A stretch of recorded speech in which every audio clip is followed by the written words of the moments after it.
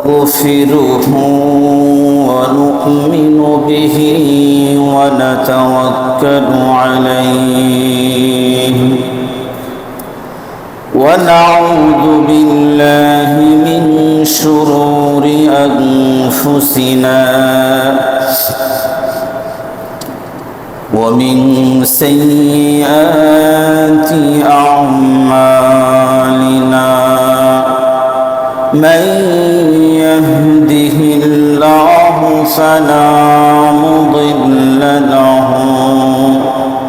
ومن يضلله فلا هادي له ونشهد أن لا إله إلا الله وحده لا شريك له ونشهد أن سيدنا وحبيبنا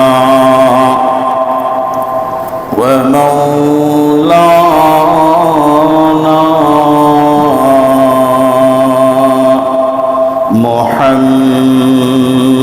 محمدا عبده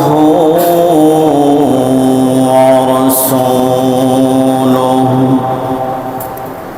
أما بعد فقد قال الله تبارك وتعالى في كلامه المجيد وفرقانه الحميد أعوذ بالله من الشيطان الرجيم بسم الله الرحمن الرحيم لا يكلف الله نفسا إلا وسعها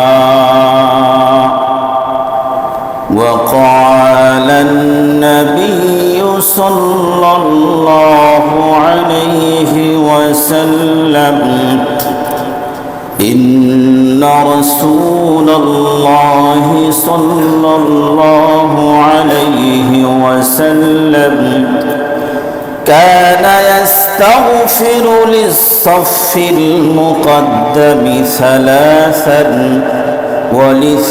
وللثاني مرة أو كما قال عليه الصلاة والسلام সকলেই দুরূদ শরীফ পড়ি আল্লাহুম্মা সাল্লি আলা মুহাম্মাদ ওয়া আলা আলি মুহাম্মাদ কামা সাল্লাইতা আলা ইব্রাহিম ওয়া আলা আলি ইব্রাহিম إنك حميد مجيد اللهم بارك على محمد وعلى آل محمد كما باركت على إبراهيم وعلى آل إبراهيم إنك حميد مجيد الحمد لله ثم الحمد لله আল্লাহ পাকের দরবারে অসংখ্য অগণিত শুকর এবং সুজুদ যে আল্লাহ রাব্বুল আলামিন আমাদেরকে জুমার সালাত আদায় করবার জন্য তার ঘর মসজিদে এসে বসার তৌফিক দান করেছেন এজন্য শুকরিয়া আদায় করি আলহামদুলিল্লাহ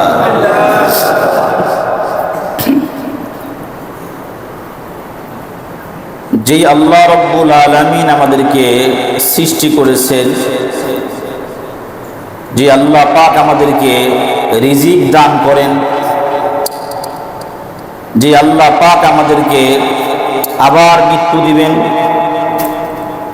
যে আল্লাহ পাক আমাদেরকে বিচার আচার করবেন, যে আল্লাহ পাকের সামনে আপনার আমার দাঁড়াইতে হবে। সমস্ত নিয়ামত যে আল্লাহ পাক আমাদেরকে দান করছেন,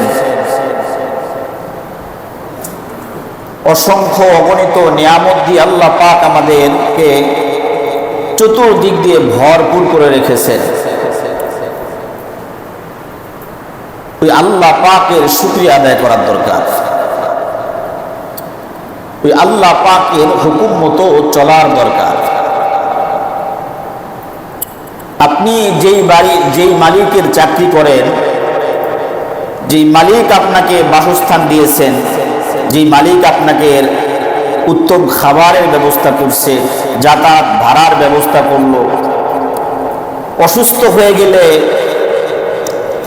ভালো কোনো ডাক্তার দেখায় ট্রিটমেন্টের ব্যবস্থা করলো, যেই মালিক আপনার সমস্ত খরচ বহন করে, আপনি যদি এই মালিকের কথা না মানেন তাহলে আপনাকে মানুষ কি বলবে?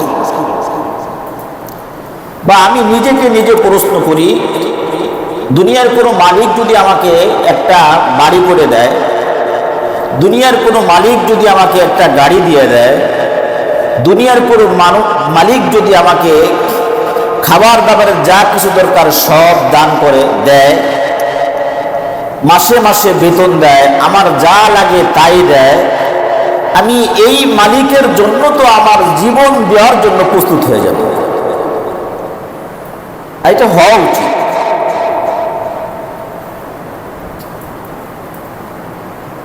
যে তার জন্য জীবন দিবে, তাকে মহাব্বত করবে, ভালোবাসবে, মালিক অসুস্থ হয়ে পড়লে তার দিলের মধ্যে ব্যথা লাগবে, মালিকে কি চায় ওটা পালন করার জন্য সে বেকুল হয়ে পড়বে, এটাই হলো প্রকৃত যে গোলাম। তার কাজ হইল এটা, মালিকেরকে এভাবে মহব্বত করা, এভাবে তার হুকুমগুলো পালন করা। যদি কোনো ব্যক্তি তার এই মালিকের এই কাজগুলো না করে, তার সব দিল কিন্তু মালিকের কথা শোনে না, আর একজনের কথা মতো চলে, মালিকের কথা শোনে না, সে তার মন মতো চলে, তাহলে এই মালিক কি তাকে এভাবে নাজ নেয়ামত দিবে? মানুষ তাকে গালমন্দ করবে, কি ব্যাপার, তোমার কি সুন্দর একটা ভাগ্য, কি একটা মালিকের চাকরি করো, তোমার তো কোনো টেনশনই নাই, সবই তোমাকে দেয়, আর তুমি তোমার মালিককে দেখতে পারো না, কারণটা কি? মানুষও আপনাকে গালমন্দ করবে। আমাকে মানুষ যদি শুনে দেখে, তারাও আমাকে গালমন্দ করবে, কি ব্যাপার, এই লোকটা এরকম কেন, নিমো খারাপ।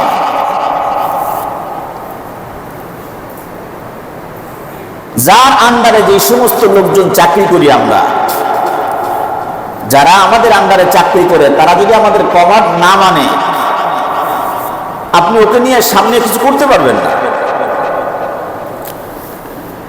সেনাপ্রধান বাংলাদেশে কয়জন? একজন। লাখ লাখ সেনাবাহিনী আছে, সেনাপ্রধান কিন্তু একজন। সে যদি হুকুম এটা করে তো সবার জন্য করাটা বাধ্য করতে হবে। হুকুম না মানলে, যদি আপনি হুকুমটা না মানে কোনো সেনাবাহিনী, সেনাপ্রধান কোনো ডিসিশন নিল, কিছু ব্যক্তি যদি, কিন্তু সেনা যদি এটা না মানে, এটা কি ভালো কিছু হবে? কমান্ডারের কমান্ড মানতে হবে, আর এই মানার মধ্যেই আপনার কামিয়াবি, এই মানার মধ্যে আপনার আমার কামিয়াবি। মেরা দোস্ত, আপনার আমার রব আপনাকে আমাকে বানাইছেন, অতি আদর করে মহব্বত করে বানাইছেন। আপনার আমার রিজিকের ব্যবস্থা এই পৃথিবী সৃষ্টি করার 50,000 বছর আগে দিয়ে রাখছেন।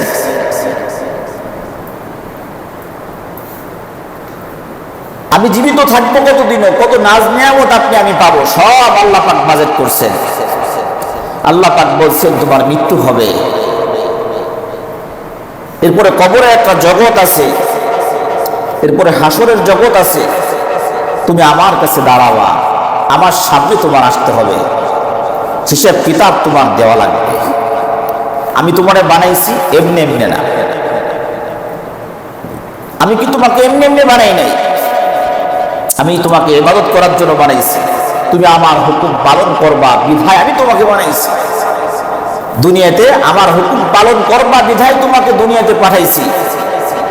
যেহেতু শয়তানও দুনিয়াতে আছে, এজন্য আমি রব যুগে যুগে নবী এবং রসুল পাঠাইছি। শয়তান তোমাদেরকে মূর্তি পূজার দিকে নিয়ে যাবে, শয়তান তোমাকে গাফেল বানাবে, শয়তান তোমাকে জাহান্নামী করবে।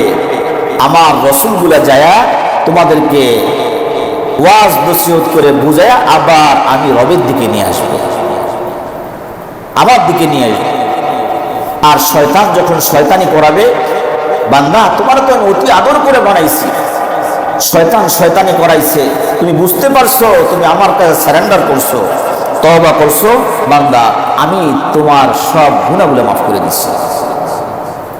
বান্দা তুমি আমার কথা শোনো, আমার হুকুম মানো, তোমার জন্য জান্নাতের মতো নিয়ামত। ইন্তেকালের পরে তোমার সুখ আর সুখ, কবরের জগতে তোমাকে ফেরেশতারা তোমার খেদমত করবে, ফেরেশতারা তোমাকে আদরের সাথে কথা বলবে, তোমাকে মোহাব্বত করবে, ভালোবাসবে, তোমাকে ভয় পাবে, কথা বলতে ভয় পাবে। আমার সামনে যখন তুমি আসবা, আমি রব খুশি হয়ে তোমার আমল নামা তোমার ডান হাতে দিয়ে দেব। তুমি হাসতে হাসতে জান্নাতের মধ্যে প্রবেশ করবা। জান্নাত এমন একটা নিয়ামত যার মধ্যে সুখের কোনো শেষ নাই আর দুঃখের কোনো লেশ নাই, খালি সুখ আর সুখ। বান্দা অনন্ত অসীম কালের জন্য তুমি জান্নাতের মধ্যে তোমাকে প্রবেশ করাই দেবে। আর বান্দা তুমি যদি আমার হুকুম না মানো, তাহলে তোমার জন্য আমি জাহান্নাম রেডি করে রাখছি। মৃত্যু হবে, কবরের মধ্যে ফেরেশতাদের শাস্তি ভোগ করবা, পোকামাকড়ের সাপ বিচ্ছুর কামড় খাইবা, কিয়ামত পর্যন্ত আযাব শাস্তি ভোগ তুমি করতে থাকবা। কিয়ামতের দিন সূর্য যখন আধাত উপরে থাকবে, প্রচন্ড রোদের মধ্যে তুমি দাঁড়ায় থাকবা, তোমার মাথাটা ফেটে ঘিলুগুলো টকবক করে বের হবে, বান্দা একটু ছায়া পাবা। এরপরে যখন বিচার আচার হবে, অনন্ত অসীম কালের জন্য তোমাকে আমি জাহান্নামের মধ্যে প্রবেশ করাবো, যেখানে শান্তির কোনো লেশ নাই। অশান্তি আর অশান্তি, আযাব আর আযাব। আল্লাহ পাক তখন বলবেন, ফাযূকু ফালান নাযীদাকুম ইল্লা আযাবা। বান্দা আযাবের শাস্তি নাও, ফাযূকু স্বাদ গ্রহণ করো, আমার আযাবের স্বাদগুলো গ্রহণ করো। ইল্লা আযাবা, তোমাদের স্বাদ আল্লাহ পাক কিন্তু আযাবের স্বাদটা আরো বাড়াই দিবে, আযাবগুলো বাড়াই দিবে।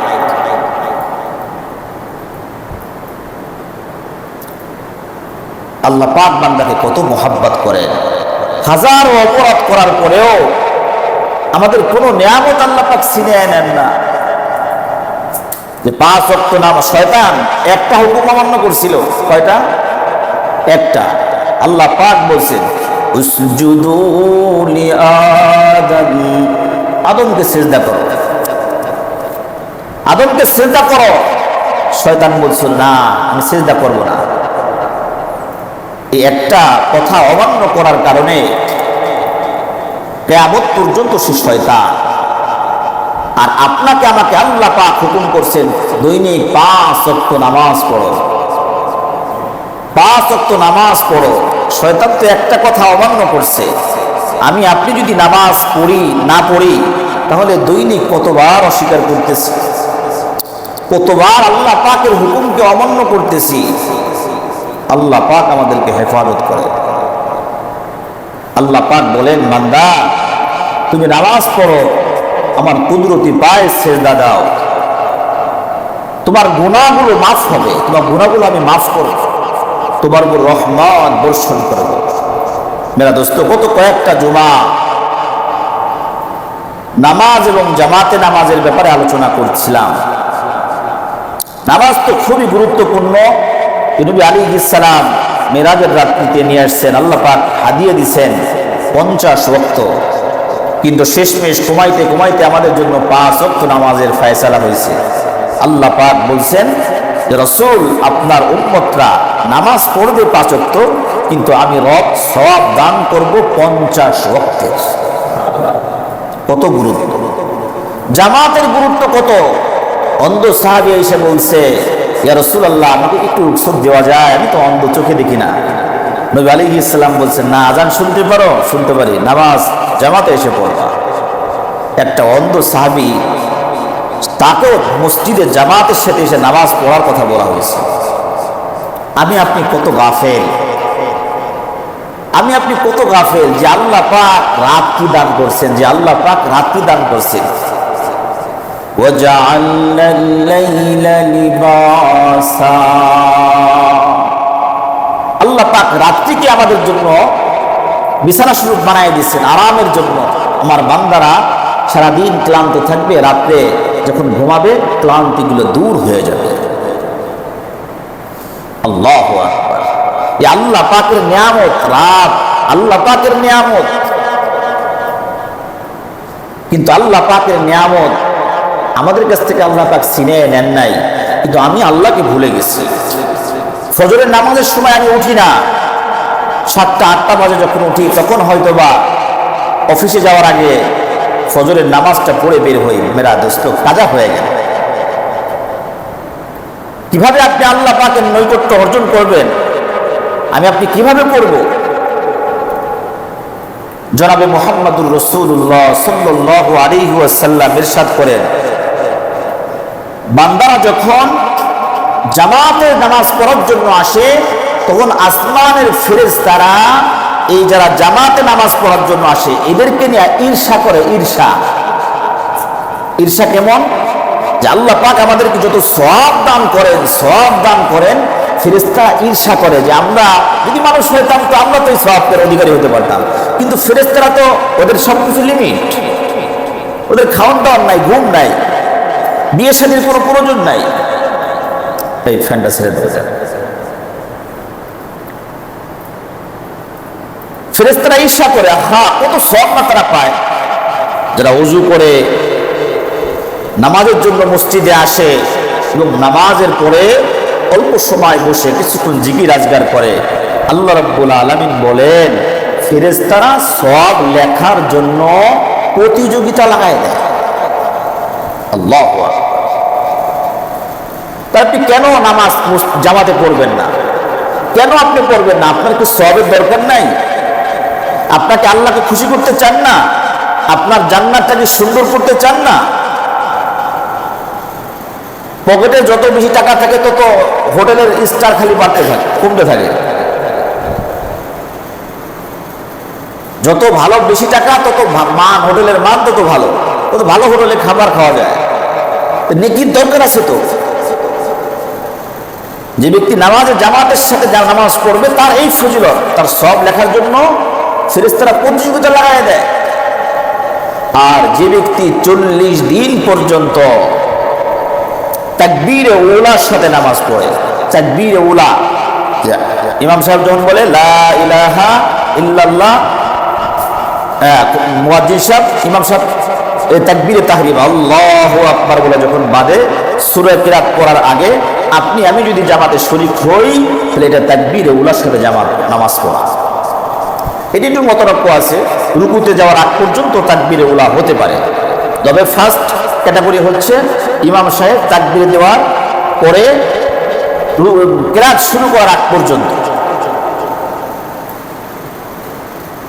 তাকবীরে উলার সাথে যদি কোনো ব্যক্তি 40 দিন নামাজ পড়ে, রেগুলার 5 ওয়াক্ত করে, আল্লাহ রাব্বুল আলামিন মুনাফিকের কাতার থেকে তাকে জাহান্নামের থেকে তাদের নাম কাটায় দিবেন। আল্লাহু আকবার! আর অনেক অনেক ফাজায়েল 40 দিন নামাজ জামাতে পড়ার ক্ষেত্রে, তাকবীরে উলার ক্ষেত্রে। আল্লাহ মাফ করেন, আল্লাহ আমাদেরকে বুঝবার তৌফিক দান করেন। জামাতে নামাজ পড়লে পরে শয়তান নারাজ হয়ে যায়। জামাতে নামাজ পড়লে শয়তান কি হয়? নারাজ হয়। শয়তান নারাজ হওয়া মানে কি? আপনার আমার জন্য ভালো। শয়তান নারাজ হওয়া মানে কি? মানে আমি ভালো কাজ করতেছি, এই জন্য শয়তান নারাজ হইতেছে। আল্লাহ পাক সন্তুষ্ট হচ্ছে, শয়তান নারাজ হচ্ছে। শয়তান যখন খুশি হয় তাহলে বুঝতে হবে এর মধ্যে আল্লাহ পাক মানে রাগ হচ্ছে, আল্লাহ নারাজ হয়ে যাচ্ছে, শয়তান খুশি হয়ে যাচ্ছে। আর শয়তানকে যদি আমি নারাজ করতে পারি তাহলে আল্লাহ পাক এর মধ্যে, আল্লাহ পাকের সন্তুষ্টি বুঝবেন এর মধ্যে আছে। জামাতে নামাজ পড়লে যে সওয়াব, গুনাহ মাফ হয়ে যায়। ফেরেশতারা প্রতিযোগিতা করে, এগুলো শয়তান দেখে শেষ অবস্থা কি, এই বান্দাকে আল্লাহ পাক মাফ করে দিবে। কারণ যে ব্যক্তি জামাতে নামাজ পড়ার জন্য আসে, জামাতে নামাজ পড়ে, স্পষ্ট হাদিসের মধ্যে আসে গুফির লাহু, আল্লাহ পাক তাকে ক্ষমা করে দেন। শয়তান খুশি হবে। আমি যদি মানে গুনাহ তো কম বেশি সবাই ছোটখাটো হয়ে যায়, আল্লাহ পাক আমাদের গুনাহগুলো মাফ করছেন, তো শয়তান কি খুশি হবে? শয়তান নারাজ হয়ে গেছে। শয়তান কি চায়? যে আপনার আমার গুনার পাল্লাটা আরো ভারী হোক, আপনার আমার গুনার পাল্লাটা আরো ভারী হোক, তাহলে শয়তান খুশি। তো জামাতে নামাজ পড়লে গুনাহ মাফ, আর শয়তান নারাজ হয়। তাহলে আপনি কি শয়তান যদি খুশি করতে, যদি দেখেন আমি যখন জামাতে নামাজ পড়তে না আসতে পারি, তাহলে বুঝতে হবে যে আমার দায়িত্বে যে শয়তানগুলো আছে এরা আজকে খুব মহা খুশি, এরা খুব আনন্দে ফুর্তিতে আছে যে একে জামাতে যেতে দেয়নি। জামাতে নামাজ পড়া, যদি কি ফজরের সালাত নামাজ জামাতে পড়বে, ঢাকা শহর না প্রত্যেকটা মসজিদেই 5 ওয়াক্ত নামাজের মধ্যে মাগরিবের নামাজে মুসল্লি বেশি হয়। কারণ ওই সময় সবাই ঘর থেকে বের হয়ে আসে যে আমরা এশার আগ দিয়ে বা এশার পরে ঘরে ঢুকবো, ওযু করে বের হয়, বা আসর মাগরিব মসজিদে পড়ে, বাকি এশাটাও পড়ি আমরা মসজিদেই। ফজরের সময় আমাদের ঝামেলাটা হয়ে যায়। ফজরের সময় মসজিদে মুসল্লি কম, 2 কাতার, 1 কাতার, 1.5 কাতার, 2 কাতার সর্বোচ্চ মুসল্লি হয়। কিন্তু ফজরের জামাতের কত গুরুত্ব! নবী আলাইহিস সালাম বলেন, মান সাল্লা সালাতাল ফাজরি ফাহুয়া ফি জিম্মাতিল্লাহ। যে ব্যক্তি ফজরের সালাত জামাতে আদায় করলো, এই ব্যক্তি আল্লাহ পাকের জিম্মায় চলে গেল। জিম্মাদারি কার? আল্লাহু আকবার। জিম্মাদারি কার ভাই? আল্লাহ পাকের জিম্মায়। আজকে ফজরের পরে আমাদের ইমাম সাহেব হুজুর এই হাদিসটা পড়ে মুসল্লিদেরকে শুনাইছেন, ফজরের নামাজের যে ফজিলত। তো যারা ফজরে আসতে পারেনি তারা তো আর হাদিসটা শুনি নেই, এই জন্য আমি আবার শুনে দিলাম। যারা আসছে তারা ফজিলত শুনে খুশি হয়েছে, আরে আমরা তো করতে পারছি না, আলহামদুলিল্লাহ, তাহলে আল্লাহ পাকের জিম্মায় চলে গেছি।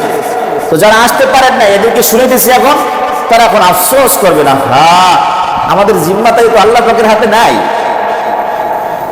তো বড় আফসোস কি বাত।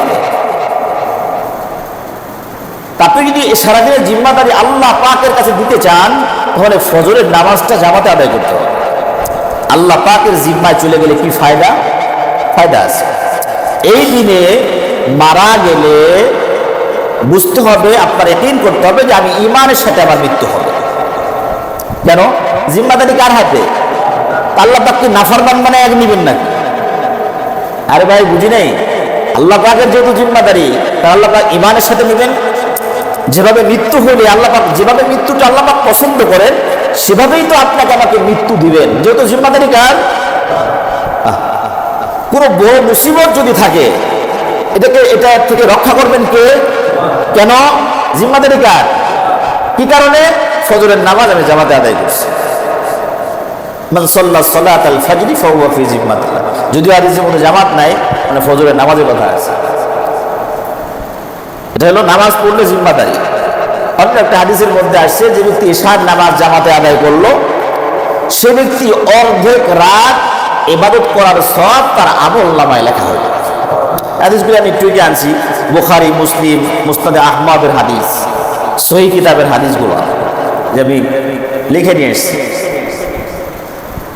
নবী আলাইহিস সালাম কি বলছেন, যে ব্যক্তি ইশারের নামাজ জামাতে আদায় করলো সে ব্যক্তি অর্ধেক রাত ইবাদতুল সওয়াব তার আমল নামায় আল্লাহ পাক দিয়ে দেন। যে ব্যক্তি এশা এবং ফজর দুই ওয়াক্ত নামাজ, এশার নামাজ এবং ফজরের নামাজ জামাতে আদায় করলো, নবী আলাইহিস সালাম বলতেছেন সারা রাত ইবাদত করার সওয়াব আল্লাহ পাক তার আমল নামায় দিয়ে দেবে। চিন্তা করছেন, সারা রাত আমরা কি করবো? ঘুমাবো, সারা রাত ঘুমাবো। আল্লাহ পাক বলছেন বাস রাতে তোমাদের জন্য বিছানা বানাইছি, ঘুমাও। আমরা ঘুমাবো, কিন্তু আমাদের সারা রাত কি নফল ইবাদতের সওয়াব মিলতে থাকবে। আল্লাহু আকবার, আল্লাহু আকবার। তাহলে আপনি কেন এশার নামাজ জামাতে পড়বেন না? ফজরের নামাজে কেন আপনি জামাতে আসবেন না? এখন যদি আপনি পানিতে না নাইবা ডাঙ্গায় দাঁড়ায় থাকেন, রাস্তায় দাঁড়ায় থাকেন, আবেগ দিয়ে আপনার কাপড় ভিজবে না, আবেগ দিয়ে আপনার শরীর ভিজবে না। আপনার ভিজতে হলে পানিতে নামতে হবে। যতটুকু পানিতে আপনি আমি নামবো, আপনি আমি ততটুকুই ভিজবো। যত গুড় দিবেন তত মিঠা হবে। এটা মুরব্বীরা বলে না, যত গুড় তত মিঠা, এটা তো মুরব্বীরা বলে। আমরা কাম করে হলো জাহান্নামের আর আশা করি জান্নাতে। কাম করে কি? গুড় না দিয়ে লবণ দিয়ে, লবণ যদি কেউ দেয়, একটা কাপ চা খাওয়ার জন্য একটু চিনির দরকার বা গুড়ের চা ইত্যাদির চা আছে। এখন চিনি আর লবণ তো এক পদেরই, এখন লবণ দিছে, চিনি বাড়ায় দিয়ে উনি লবণ বাড়ায় দিছে, এ চা খাইতে পারবে? তাহলে কাজ করতেছি জাহান্নামের আর আশা করি কি জান্নাতে। ফজরের নামাজ পড়ি না, বিপদ আসছে, হাই হতাশ করতেছি। ফজরের নামাজ পড়ি না, মৃত্যু আশা করি কি ইমানের সাথে হবে। জামাতে আসি না আর ভাবি অনেক সওয়াবের অধিকারী হবে না। আপনার আমার চেষ্টা করতে হবে। ওই যে আপনার যদি ভিজতে হয়, আপনি যত পানিতে নামবেন ততটুকু আপনি ভিজবেন। একজন ব্যক্তি ফজরের সময় এশার নামাজটা কষ্ট করে পড়ে গেছে, আবার ফজরের সময় কষ্ট করে এখানে এসে নামাজ পড়ছেন, কত ফজিলত। একটা হাদিস তো শুনাইলাম, একটা হাদিস হলো এশার নামাজ পড়লে অর্ধেক রাত ইবাদতের সওয়াব। দ্বিতীয়টা হলো ফজরের নামাজ পড়লে জিম্মাদারি আল্লাহ পাকের হাতে। আবার দুই ওয়াক্ত এশা এবং ফজরের নামাজ যদি কেউ জামাতের সাথে পড়ে, সারা রাত ইবাদতের সওয়াব আল্লাহ পাক তার আমলনামায় দিয়ে দেয়। আর এর আগে যে হাদিসটা বলছি, যে ব্যক্তি জামাতে নামাজ পড়ার জন্য আসে, যে ব্যক্তি জামাতে নামাজ পড়ার জন্য আসে, তার প্রতিটা কদমে কদমে আল্লাহ পাক নেকি দান করে এবং গফির লাহু, আল্লাহ পাক তাকে ক্ষমা করে দেন। তাদের নেকি লেখার জন্য ফেরেশতারা প্রতিযোগিতা লাগায় দেন। তাহলে আপনি আমি কেন করবো না? যেখানে যে অবস্থায় আছি সেখানে জামাতে নামাজ পড়ার চেষ্টা করবো ইনশাআল্লাহ। হ্যাঁ, তারপরেও দেখা যায় অনেক সময় জামাতে আসার সুযোগ হয় না। বিশেষ কোন ওজোর যদি আপনার থাকে, শরআন কোন ওজোর থাকে যে বাস্তবেই আপনি মসজিদে যাওয়ার উপযুক্ত, আপনি লায়েক না, উপযুক্ত না, আপনি আসলে যেতে পারতেছেন না, সক্ষম না আপনি, এটা আপনি আর আপনার রব ছাড়া আর কেউ কিন্তু বুঝবে না। আপনি কেন মসজিদে আসতে পারতেছেন না, এটা মানে মেন কারণটা কি, এটা আপনি আমাকে বলতে পারেন যে হুজুর আমি এই কারণে আসতে পারিনি। আমাকে বললে এটা ফায়দা হবে না। আপনি কেন আসতে পারেন নাই? রেগুলার এখানে আসেন, আজকে আসতে পারেন নাই কেন? শরআন কোন ওজোরের কারণে। তাহলে আপনি মসজিদে না এসেও ওই সওয়াবটা পেয়ে যাবেন। শরআন কি ওজোর, কি কারণ, এই কারণগুলা আপনি ভালো বুঝবেন। কেমন ভালো বুঝবেন?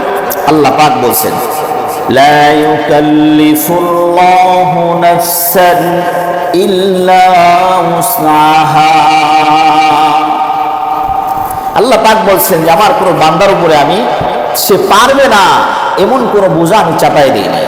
সে যতটুকু পারবে তার জন্য শরীয়ত ততটুকুই বাজেট, এর বেশি না। যেমন কোনো ব্যক্তি দাঁড়ায় নামাজ পড়া কি ফরজ, দাঁড়ায় নামাজ পড়া একজন ব্যক্তি দাঁড়াইতে পারে না, সে কি করবে? বিকল্প ব্যবস্থা আছে, সে বসে পড়বে। সে বসতেও পারে না, সে শুয়ে পড়বে। মানে আল্লাহ ফরজ তো দাঁড়ানো। আল্লাহ পাক বলে লা ইউকাল্লিফুল্লাহু নাফসান ইল্লা উসাহা, তুমি যেটা পারবা না আমি তোমার জন্য এটা ফরজ করিনি। তোমার জন্য ফরজ হলো ওইটা তুমি যেটা পারবা। আপনি আমি যে আসতে পারবো না, এটার কারণটা কি? প্রচন্ড বৃষ্টি হচ্ছে, খুব বৃষ্টি, মুষলধারে বৃষ্টি হচ্ছে। হ্যাঁ, আমার কাছে ছাতা নাই, যাওয়ার কোনো ব্যবস্থা নাই, ছাতায়ও মানবে না, ছাতায়ও মানবে। প্রথম কথা হলো ছাতা নাই। দ্বিতীয় কথা, আচ্ছা ছাতা আছে কিন্তু বর্তমান যে প্লাস্টিক মার্কা ছাতা, বৃষ্টি আসলে তো মনে হয় বৃষ্টি সহ মাথার লগে লেগে যায়। এরপরে যদি হালকা বাতাস হয় দেখা যায় ছাতা সহ উল্টে যায়, ঝামেলার ছাতা। এরকম হয় না, বৃষ্টির প্রচুর বৃষ্টি কিন্তু এই ছাতায় মানবে না। ঠিক আছে, আপনি ওজোর, আপনি বাসায় নামাজ পড়ে একা একা নামাজ পড়েন, আপনি মসজিদে এসে জামাতে নামাজ পড়ার যে ফজিলত, এটা আল্লাহ পাক আপনার আমল নামায় দিয়ে দিন। আপনি এক জায়গায় আমি এক জায়গায় যাব, আমি যদি জামাতে শরীক হই তাহলে আমি এই গাড়িটা মিস করব, তাহলে আপনার জন্য রুখসত, শরীয়তে রুখসত। জামাতে শরীক না হয় একা একা নামাজ পড়ে গাড়িতে উঠে যান। এমন অন্ধকার, চোখে কিছু দেখা যায় না, মসজিদে যাব চোখে কিছু দেখা যায় না। গ্রামগঞ্জে এরকম হয়, আপনার যাওয়ার দরকার নাই। সাপ পোকামাকড় যদি ভয় থাকে, হিংস্র প্রাণীর ভয় থাকলে আপনার মসজিদে যাওয়ার দরকার নাই, ঘরে পড়েন, আপনার মসজিদে যায় নামাজ পড়ার সওয়াব আল্লাহ পাক আপনার আমল নামায় দিবেন। কেন? লা ইউকাল্লিফুল্লাহু নাফসান ইল্লা উসাহা। আল্লাহ পাক আপনি যেটা পারবেন না ওটা আপনার জন্য ফরজ না। শরীরে এত কঠিন কোনো কিছু না। আপনার বাসায় অসুস্থ, দেখার মতো কেউ নাই, আপনার থাকা জরুরি। এমন রুগী রেখে আপনি সরতে পারতেছেন না, জামাতে শরীক হতে পারতেছেন না, আপনি এই রুগীকে রেখে আসার দরকার নাই, রুগীর পাশে সেবা করেন রুগীকে। তাহলে আপনি মসজিদে এসে জামাতের সাথে নামাজ পড়লে যে ফজিলত আল্লাহ পাক আপনার আমল নামায় দিয়ে দিবেন। সহজ, কঠিন কোনো কিছু না। তবে একটা কথা খালি মনে রাখতে হবে যে আমি যে জামাত তরক করব, একা একা নামাজ পড়ব, এই কারণটা যুক্তিসঙ্গত হতে হবে। মানে আমি যেমন আপনার বাসা মসজিদের সামনের গেটে বাসা, প্রচন্ড বৃষ্টি, আপনি একটা দৌড় দিলে সামান্য কয়েক ফোঁটা বৃষ্টি পড়বে। এখন আপনি চিন্তা করছেন যে হায় হায় হুজুর তো ওয়াজ করছে, প্রচন্ড বৃষ্টি না, প্রচন্ড বৃষ্টি না, ঠিক আছে বাসায় পড়ে আবার আল্লাহুম্মা বিসমিকা আপনি তো ওয়াহিয়া করে পড়ে গেলেন। না, এটা ধোঁকাবাজি হবে। এটা কি হবে? ধোঁকাবাজি হবে। আপনি নিজে বুঝবেন যে আমার সাধ্যে এটা পারবো কিনা। যদি আপনার সাধ্যে এটা পারেন তো আপনার জন্য ঠিক আছে, সাধ্যে পারবেন না যদি মনে হচ্ছে তাহলে আপনার দরকার নাই, আপনি একা একা নামাজ পড়েন, আপনি সব হয়ে যাবেন। মাসালা এতটুকু মনে রাখলে হবে। এগুলো আলোচনা করতে গেলে অনেক আলোচনা করা লাগবে, খালি একটুকু মানে হেডলাইনটা মনে রাখবেন যে আমার সাধ্যের বাইরে আমার কাছে ফরজ না। রেগুলার ঘুমাইতেছি আমি, 10টার মধ্যে 11টার মধ্যে ঘুমাই গেলাম, আমরা ফজরের সময় অ্যালার্ম দিয়ে রাখলাম, মোবাইলে অ্যালার্ম দিলাম, ঘড়িতে অ্যালার্ম দিলাম। ফজরের সময় মোবাইলের অ্যালার্ম টের পাইনি, ঘড়ির অ্যালার্ম টের পাইনি, আজান কানে আসে নাই, কিন্তু 8টা বেজে গেছে। আপনি 8টা বাজেই ফজরের নামাজ পড়েন, আপনি আল্লাহ পাক আপনাকে গুনাহ দিবে না। কারণ এখানে তো আপনার কর্তৃত্ব নাই। আর নাওমু নিসফুল মাউত, একটা মানুষ যখন ঘুমায় সে অর্ধেক মৃত্যু। এখন আপনি 12টা 1টা 2টা পর্যন্ত ফেসবুক চালাবেন, ইউটিউব দেখবেন, ইত্যাদি ইত্যাদি করবেন, মোবাইলে অ্যালার্ম টেলার্ম দিবেন না, আর করবেন যে না ঘুমির থেকে উঠে যখন জাগি তখন পড়লেই নামাজ হবে। এত সহজ নাই। এগুলো ধোঁকা। এগুলো কি? ধোঁকা। আপনার ঘুম থেকে ফজরের নামাজ জামাতে পড়তে গেলে আপনার আগে আগে ঘুমাইতে হবে, এবং ওঠার জন্য আপনার যে ব্যবস্থা সেটা আপনার নিতে হবে। মোবাইল অ্যালার্ম হোক, ঘড়ি হোক, এবং কাউকে ফোন দেওয়া হোক যে তুমি তো জামাতে নামাজ পড়ো, বা ইমাম সাহেব হুজুর আপনি আমার একটা ফোন দিন, মুয়াজ্জিন সাহেব হুজুর আপনি যখন আজান দেন আমাকে একটা ফোন দিয়ে। আপনার চেষ্টা থাকতে হবে 100%। এবং যদি আপনি মিস করেন তাহলে আপনি সওয়াব মানে গুনাহগার হবেন। জামাতে কি হবেন না, জামাত তরক করা বা নামাজ কাজা হলে আপনি গুনাহগার হবেন না, আপনি তো ঘুমাই গেছেন। তারপর আপনি সারা রাত কাজ করছেন, 3টা বাজে আপনি ঘুমাইতে যেতেছেন, আপনার ফজরের সময় গুলি মারলে তো আপনি উঠবেন না। কেমন হয়ে গেলে ট্যাটুর পাবেন না। তখন আপনি ঘুমের থেকে উঠবেন 9টা 10টা 11টা 12টা, তখন উঠা ফজরের নামাজ পড়তেছেন। এত সহজ না, এত সহজ। এই জন্য মেরা দোস্ত, জামাতে নামাজের কত ফজিলত। ফজর মানে ফজরের নামাজ, এশার নামাজ, 5 ওয়াক্ত নামাজ, 5 ওয়াক্ত নামাজই তো ফজিলত। আপনি যখন ওযু করবেন তখন ফেরেশতারা সওয়াব লিখতে থাকে, যখন কদম মারায় মসজিদের দিকে আসবেন তখনও সওয়াব লিখতে থাকে। জামাতে নামাজ পড়া শেষ, গুনাহ মাফ হয়ে গেল। এরপর আবার যখন বসে একটু একটু জিকির আজগার করবো, তখনও আল্লাহ পাক ফেরেশতাদের, আল্লাহ পাকের ফেরেশতারা সওয়াব লিখতে থাকে। কত ফজিলত, কেন আসবো না? আর একটা মাসালা, সেটা হলো আমরা যখন জামাতে যারা মসজিদে এসে নামাজ পড়ি, সেটা জুমা হোক, যে কোনো ওয়াক্ত হোক না কেন, আইসে আমরা কি করি? প্রথমে পিছন থেকে কাতার মানে ভরপুর করা শুরু করি। অনেক জায়গায় দেখছি, বা আমাদের এখানে হয়তো বা এরকম আছে, আমি তো একটু পরে আসি, পিছন থেকে কাতার ভর্তি হতেছে, সামনে ফাঁকা, আগে পিছনে ভরপুর করেছে। নবী আলাইহিস সালাম বিরক্ত হয়ে গেছেন এরকম, মানে সাহাবীদের মাঝে যখন এরকম দেখছেন যে সামনের কাতার ভরে নাই, তারপর পিছনে বসে আছে, নবী আলাইহিস সালাম বলছে, আগে সামনে আগে আসো, আগে সামনের কাতার, এই সামনের কাতার ফিলাপ হবে, এরপরে পরের কাতার, এরপরে তারটা, এরপরে তারটা। নবী আলাইহিস সালাম সামনের কাতারের মুসল্লিদের জন্য 3 বার মাগফিরাতের দোয়া করছে। কয়বার? 3 বার।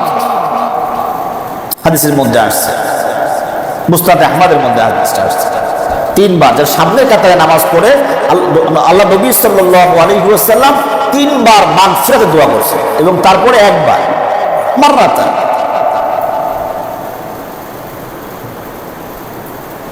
তাহলে আপনি পিছনে বসে থাকবেন কেন? আপনি এসে কি করবেন? সামনের কাতারে, সামনের কাতার ভরে গেছে, এরপরের কাতার, এরপরের কাতার ভরে গেছে, তারপরের কাতার, এরপরের কাতার ভরে গেছে, তারপরের কাতার, এভাবে আস্তে আস্তে বারান্দা, এরপরে দোতলা, এরপরে উপরে উঠতে থাকবে। তাহলে আর একটা যে হাদিস আছে, যে কেউ যদি কোনো মানুষের ঘাড়ের উপরে ড্যাঙ্গায় ড্যাঙ্গায় সামনে আসে, ওই ব্যক্তি জাহান্নামের দিকে আগায় আসে। সেটা কোনো মজলিস হোক, একটা মজলিস, যে কোনো একটা মজলিস চলতেছে, বয়ান চলতেছে বা জুমার আলোচনা চলতেছে, একজন পরে আসছে, পরে এসে সে কি করবে? কারণ মাঝখানে ফাঁকা রাখছেন আপনি, আমি আপনার আমার জন্য ওই ব্যক্তি গুনাহগার হইল, ফাঁকা কেন রাখছেন আপনি? আপনার আমার জন্য, আপনি আমি তো রাগ হয়ে যাই যখন ড্যাঙ্গায় ড্যাঙ্গায় আসতে তার দিকে বাঁকা নজরে তাকাই, আর সেও বাস্তবিক গুনাহগার হচ্ছে, জাহান্নামের দিকে আগে আসছে, হাদিসের মধ্যে আসছে, আমরা বাঁকা নজরে তাকাই, কিন্তু দোষটা তো আপনার না আমার। কেন? আমরা কাতারটা ভরে বসে নিই, তো সেখানে ফাঁকা দেখছে, বিদায় তো শুরু ঢুকছে, আপনার কারণে আর একজন জাহান্নামের দিকে আগায়। তো যদি আমরা প্রথমে সফগুলা আউয়াল সানি সালে যখন এরকম ভাবে এ করে যাব, তখন পরে যারা আসবে তখন তারা এই গুনাহগার হবে না। অনেক সময় মাসআলা না বুঝার কারণে, না জানার কারণে দেখেন অনেক মুসল্লি আসে, কেন? জায়গা আছে ভিতরে, তখন তারা ড্যাঙ্গায় ড্যাঙ্গায় আসতে থাকে, আর মুসল্লির বাঁকা নজরে তাকায়, যারা আসে তুমি তো মাসআলা জানে না, হাদিসের মধ্যে আসে সে জাহান্নামের দিকে আগায় আসতেছে। এই জন্য মেরা দোস্ত, এগুলো একটু খেয়াল রাখবো। যে ব্যক্তি পিছিয়ে থাকে, নবী আলাইহিস সালাম বলছে, যে ব্যক্তি পিছিয়ে থাকে আল্লাহ পাক তাকে পিছনেই রাখে। তাহলে পিছনে কেন থাকবে? মসজিদে আসবো আউয়াল কাতারে, ফার্স্ট কাতারে আমরা নামাজ পড়ার চেষ্টা করবো ইনশাআল্লাহ। যারা থাকে তারপরে কাতারে, মোটামুটি পিছন থেকে কাতার সোজা করবো না। আবার অনেকে আছে আগে আগে আসে, মসজিদের পিছনে হেলান দেয়া, বাস সারাদিন ক্লান্তি, দেখা যায় ঘুমায় গেল, হেলান দিয়ে ঘুমাইলে ওযু নষ্ট হয়ে যায়। তাহলে আপনি নামাজের সময় আপনার ওযু নাই, আপনি ওযু ছাড়া নামাজ পড়লেন, ওযু ছাড়া আমরা নামাজ পড়লাম। এগুলো খুবই খেয়াল রাখবো, যেগুলা কোরআন এবং হাদিসের মাধ্যমে আলোচনা করা হলো। আল্লাহ পাক আমাদের সবাইকে বুঝে আমল করার তৌফিক দান করেন। সকলেই বলে আমিন। ওয়া আখিরু দাওয়ানা আলহামদুলিল্লাহি রাব্বিল আলামিন। সুন্নত পড়ে নি, মেহেরবানি করে সুন্নত পড়ে নি।